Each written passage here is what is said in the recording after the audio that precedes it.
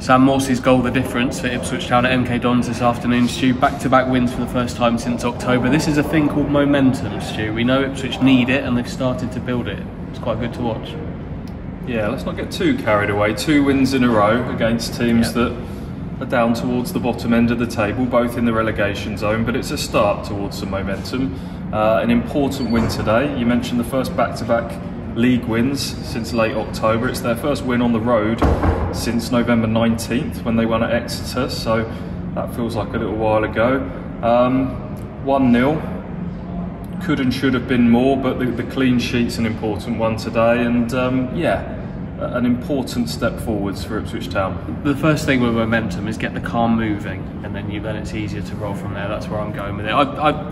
I felt all right about that today. Yeah, it's only 1-0 against a team that is in relegation trouble, but it doesn't matter how they come, and I think Ipswich will be really pleased with the manner of that today. They're to fight at times, battle away at times, but ultimately a moment of real quality from the captains won it, and that's something important too, because I think we need to see that thrust and that goal threat from him in midfield to bring that. So there's a lot of things I felt positive about that from Town today. Yeah, let's talk about the winner, Sam Morsey, with a real captain's moment in the first half. I didn't think Ipswich were that great in the first half, to be honest. They worked some good positions but were quite wasteful when they got into those good moments at the top end of the pitch. Looked a little bit vulnerable at times to the pacey counter-attack that McKenna talked about and the wide threat of Lecco and Kai.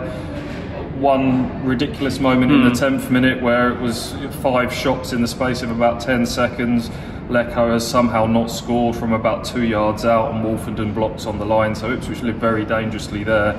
But they went into the break 1-0 up at half-time thanks to a big moment from their skipper, who intercepts the ball high, drives into space, and then rifles a low shot into the bottom corner. And that's not something we've seen from Morsey for a little while. There was a time where you were feeling like he was going to score or get chances, certainly in every game.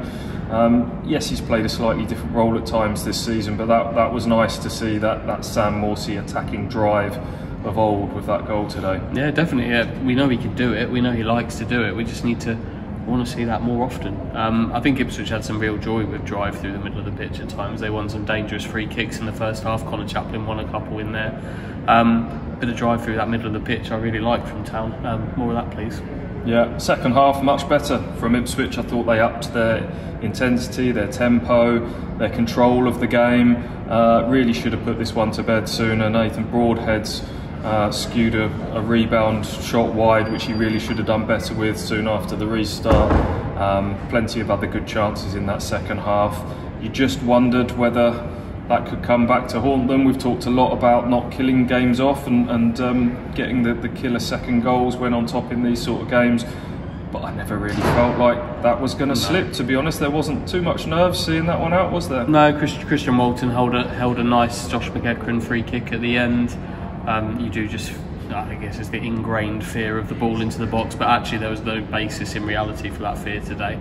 I can see why people are talking about MK Dons improving and maybe showing why they might move away from relegation trouble. I can see that from them, but you can also see a team that's kind of come into this position as well. You can see why. So ultimately, yeah, Ipswich pretty comfortable, job done, and like all of these victories, it's get this one done, move on to the next one, please, and get things rolling. Yeah, well, the next one is Burton at home on Saturday. Very quickly comes Accrington at home on a Tuesday night. He talked about getting that car moving. Now's the chance to really start to get that momentum going, for it to snowball, and they need it to snowball now. The table looks a lot nicer today, with Plymouth losing 5-2 at Peterborough. The gap to second has closed to 5. Kieran McKenna's made a point about the pressure being on the teams ahead. So maybe top two's not over yet. There's a long way to go, isn't there? Is it 13 games now to go? There's a lot of twists and turns to be had, but to make sure that Town are on the right track for those twists and turns in the right place, it's about winning games and stringing them together. A good start here.